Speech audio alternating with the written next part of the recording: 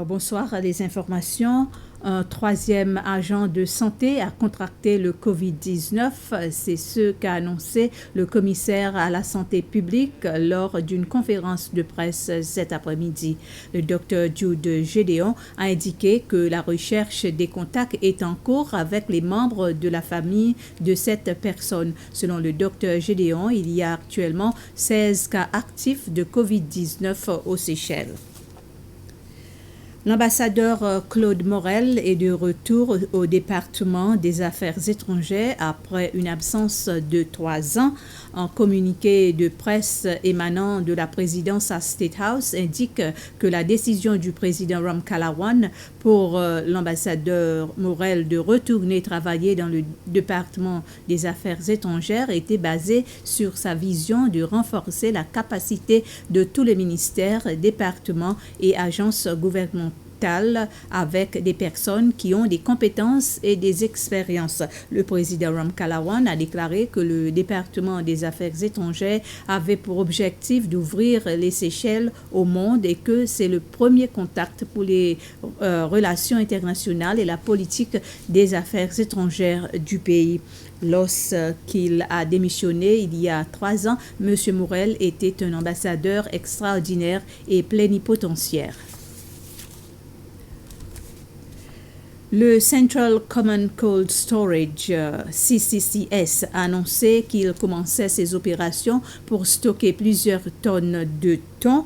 Et il a dit qu'à partir du 1er juillet de l'année prochaine, la chambre froide aura de l'espace pour transformer le thon en d'autres produits. L'annonce fait suite à plusieurs mois de retard dans l'entrepôt frigorifique en raison de problèmes logistiques et de la pandémie de COVID-19. L'entrepôt frigorifique est situé sur l'île du Port et devrait contribuer à l'économie du pays.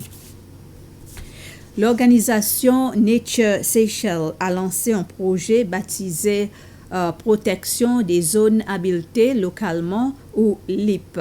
Il s'agit d'un projet visant à identifier les aires marines protégées qui seront gérées conjointement par l'autorité des parcs marins nationaux des Seychelles et la communauté. Les parcs nationaux de Béterney et de Port-Launay sont les 2 zones qui ont été choisies où le projet sera mis en œuvre. Le projet, qui est régional, vise à aider à la protection des espaces marins, de leur écosystème et à la conservation de la biodiversité au parc national de la Béterney et en même temps améliorer la vie communautaire à Port-Launay. Nature Seychelles et l'autorité des parcs marins nationaux ont signé un accord pour officialiser le lancement du projet, la mise en œuvre du projet et la première tentative d'établir et de mettre en œuvre une politique apportée par le gouvernement des Seychelles en 2013.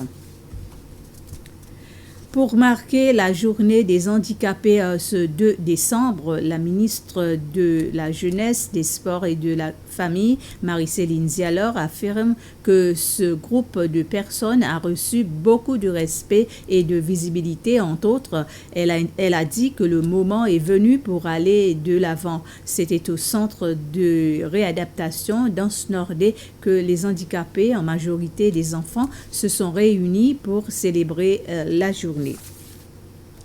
Un groupe de travailleurs de la SBC a aujourd'hui donné leur sang comme partie de sa contribution au centre de transfusion sanguine. L'activité a coïncidé avec la journée mondiale des volontaires ce samedi. La SBC, en tant que média et qui est en train de sensibiliser toujours le public aux dons de sang, elle a donc décidé de s'associer aux efforts pour faire ce geste caritatif envers les personnes qui ont besoin du sang.